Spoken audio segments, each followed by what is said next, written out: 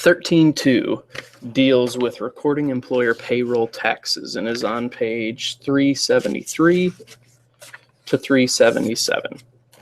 So for work together here, I pull up my instructions.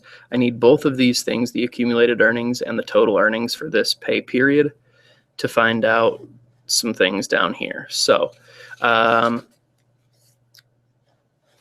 it already has plugged in on this for us, the $5,100 for Tamela and the $7,350 from Irma. Okay, so the first thing that we want to do is find out the unemployment tax earnings. So the way that it works is that you're only charged unemployment tax up to $7,000. So we already know that Irma has zero here because she's earned over $7,000 through April.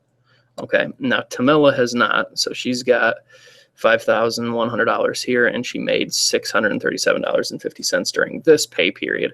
So that is her unemployment tax earnings for this pay period. Okay. All right. So for the total earnings, we just add these two up, and so we get $637.50 plus $920. $1,557.50. That's the total earnings, the amount that both of them made together over this pay period. But the unemployment tax is just these two added up because Irma has zero, because she's already made over $7,000. It's just we're bringing this $637.50 down. Okay, now to find out what we've got to pay to our employees for Social Security tax, it's going to be this 6.2% times total earnings. Both of these, Social Security and Medicare, it doesn't matter if they've made over $7,000. These two it does, those two it does not. So we are going to do 0.062, this number expressed as a decimal, multiplied by the total earnings, in this case 1557.5, and we get $96.57 if I round this up. Okay. All right. Next one, same thing. We're going to do total earnings multiplied by Medicare tax. This number expressed as a decimal gives us $22.58.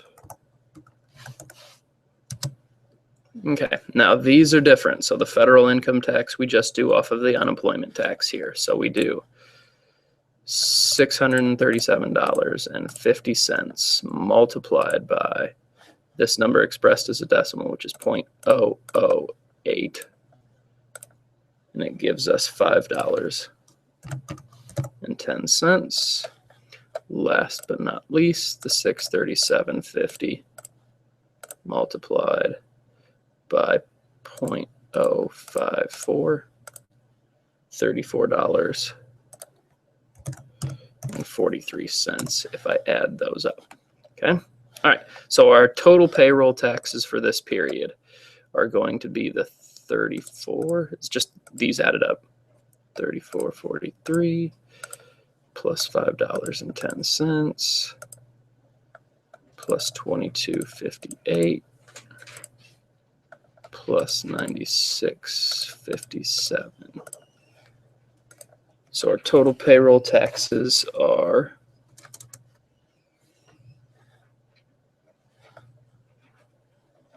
hang on, that's not right. Let's try that again. $34.43 plus $5.10 plus 22.58 plus 96.57.